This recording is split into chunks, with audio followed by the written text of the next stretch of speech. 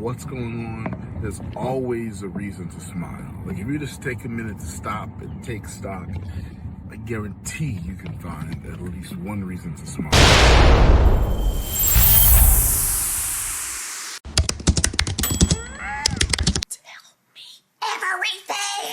What's up, besties? I am back with another video. I hope that you are being safe. I hope y'all staying moisturized and all this heat out here. And I hope that you all are minding your own business like the good Lord has intended. So I want to talk about Malcolm Jamal Warner and all of the things that's going on surrounding his passing. So we all know that he passed away on Sunday, July 20th, right? And so there have been so many different stories that have came out. And I just wanted to shed some light on it because something is definitely eerie about this situation. I don't know if y'all know or not, but there's like 3 different stories. When he first initially passed away, I don't know if anybody else heard this story, but let me know down in the comments. Did y'all hear this particular story? Okay. They first said that he was out there in the water and that he was kayaking. And they said that somewhere along the line, the currents came and his kayak flipped over and he was unable to unbuckle himself from out of the kayak. So they said initially that his body was missing on that Saturday, and they found his body washed ashore on that Sunday. So that was the first story that came out initially right after his death, because they did not know exactly what happened. But that was the first story.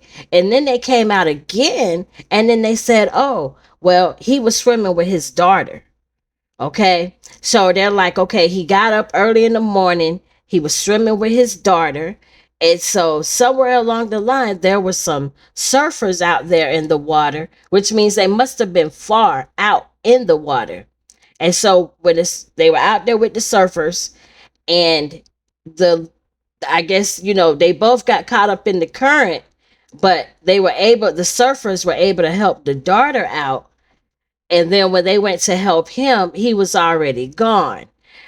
They said that they pulled him up on the beach and they worked on him for 45 minutes and they were not able to get any type of, vital signs from him. So that was the second reporting. Now we got a third reporting that's coming out from TMZ.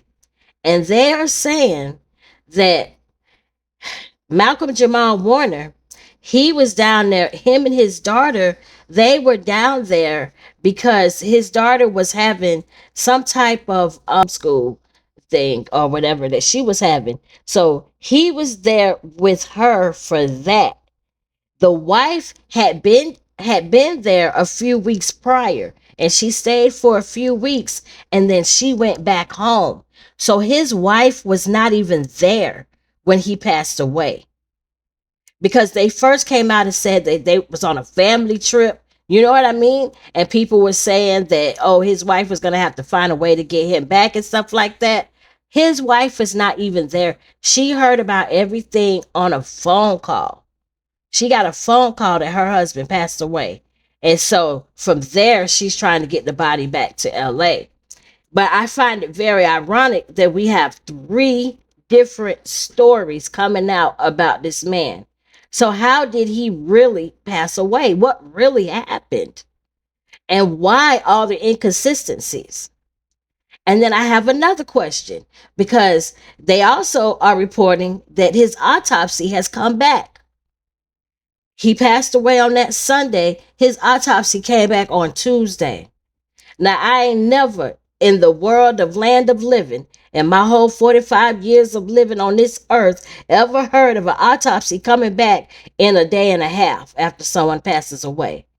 I mean, especially not in no Costa Rica, especially being that THEO was an African-American man. You can't tell me that they was able to rush that. Y'all already know it normally takes about 6 weeks, sometimes 6 to 8 weeks, and sometimes longer than that, to get them autopsy results.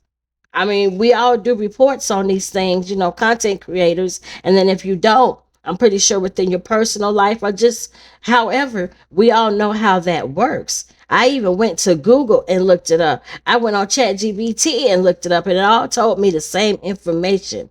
It could take 6 to 8 weeks, sometimes longer. Sometimes it even said 12 weeks. Like, but getting it back in a day and a half, that's kind of weird to me. It is, because then it's like, what are you guys hiding? Are you guys hiding something? Check out this news story that was released about the situation. The Cosby Show star Malcolm Jamal Warner's life suddenly and shockingly ended over the weekend. You can see right now there's a red flag blowing in the wind here. That is a warning that people should not be swimming in these waters, and you can see some choppy waves out here. A source close to Warner tells NBC News that he was here with his wife and his young daughter. They were on vacation, and then on Sunday afternoon, things went horribly wrong. Authorities say that a current pulled him out to sea. People were able to get him back on land, but by then he had no vital signs. Authorities say it appears that he died from asphyxia by submersion. So this is the beach where all this unfolded, but really, as soon as you get here, even before you get onto the beachhead, you can see some warning signs for people who are coming to enjoy the day here. It says Corrientes de Resaca todo el año, basically warning people there is a current here throughout the year. You can see there are warnings for surfers, there's warnings about wave conditions, and then take a look at this. This massive sign says you can survive a rip current. Clearly, they're warning people about the conditions that can develop, and unfortunately, the conditions appear to have pulled out Malcolm Jamal Warner over the weekend. The source close to Warner says all signs point to this being a tragic accident, and now Warner's wife, according to that source, is trying to get his body back to the United States so they can prepare for a funeral. I don't think people really understand the magnitude of the riptide currents. I think people kind of minimize it because we're looking at the fact that this big man, he's 54 years old, buff guy, how did he manage to get, swept away in them riptide currents? But y'all check out this one particular TikTok video that I found, and it breaks down riptide currents. And I mean, I feel like everybody needs to see this video.